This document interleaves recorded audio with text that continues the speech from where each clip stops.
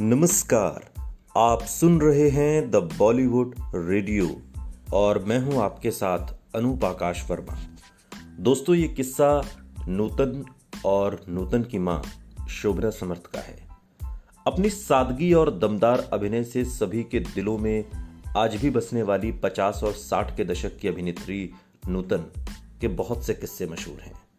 नूतन सिर्फ प्रोफेशनल वजहों से चर्चा में नहीं रही, बल्कि कई बार निजी जिंदगी के चलते भी वो सुर्खियों में आई।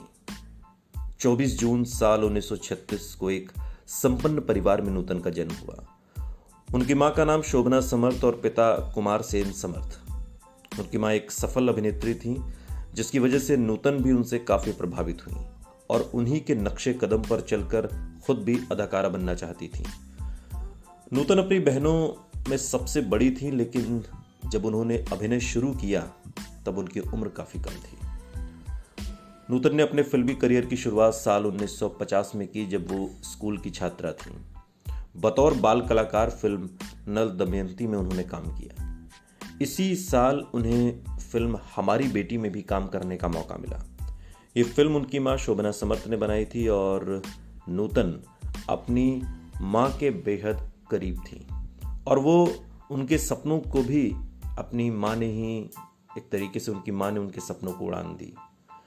लेकिन क्या आप जानते हैं कि नूतन और उनकी मां के बीच रिश्ते बहुत खराब हो गए थे। यहां तक कि दोनों ने आपस में बातचीत भी बंद कर दी। आज के इस पॉडकास्ट में हम आपको उसी किस्से से रूबरू कराएंगे।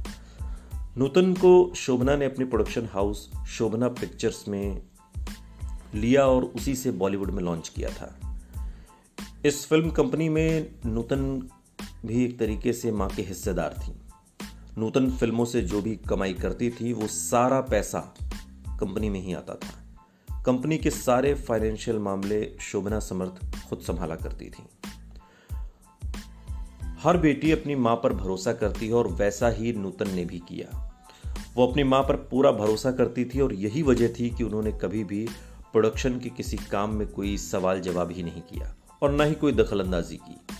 लेकिन भरोसे की ये मजबूत दीवार तब टूटी जब इनकम टैक्स ऑफिस से बकाया टैक्स चुकाने के लिए घर पर एक खत आया। मां शोभना समर्थ ने वो लेटर नूतन को दिया और पूरा टैक्स उन्हें चुकाने के लिए कह दिया। दरअसल टैक्स की रकम काफी ज्यादा थी और नूतन कंपनी में सिर्फ 30% प्रॉफिट के हिस्सेदार थी। ऐसे में नूतन ने भी अपनी मां से साफ कह दिया कि वो अपने हिस्से का टैक्स भरने के लिए तैयार है। नूतन ने तर्क दिया कि मेरी सारी कमाई कंपनी में ही जाती है, फिर भी आप मुझे पूरा टैक्स भरने के लिए कह रही हैं, जो कि गलत है। शोभना जिद पर अड़ी है और नूतन को ही टैक्स भरने के लिए कहती रही। शोभना टैक्स भरने के लिए किसी प्रॉपर्टी को बेचने के हक में भी नहीं थी। अंत में नूतन को समझ आ गया कि मां के लिए इस वक्त रिश्तों से ज्यादा पैसे और प्रॉपर्टी है। इसके बाद नूतन ने मां का घर छोड़ दिया और मां और परिवार से सारे रिश्ते खत्म कर लिए। लेकिन दोनों के बीच रिश्ते इस कदर बिगड़े कि बात कोर्ट कचहरी तक जा पहुंची और फिर कभी मां कभी बेटी दोनों की कोर्ट में हाजिरी लगी। लेकिन दोनों के बीच कुछ सही नहीं हुआ। साल 1959 में नूतन की शादी लेफ्टिनेंट कमांडर रजनीश बहल से हुई, लेकिन इसके बाद भी उनका फिल्मी सफर जारी रहा। बालिग होने तक नूतन ने हम लोग, शीशम, पर्वत और आगोश जैसी फिल्में की। हालांकि इसके बाद वो लंदन चली गईं और लौट कर आई तो सीमा में एक विद्रोही नायिका की भूमिका निभाई। इसके लिए उन्हें बेस्ट एक्ट्रेस का पहला फिल्म फेयर अवार्ड मिला।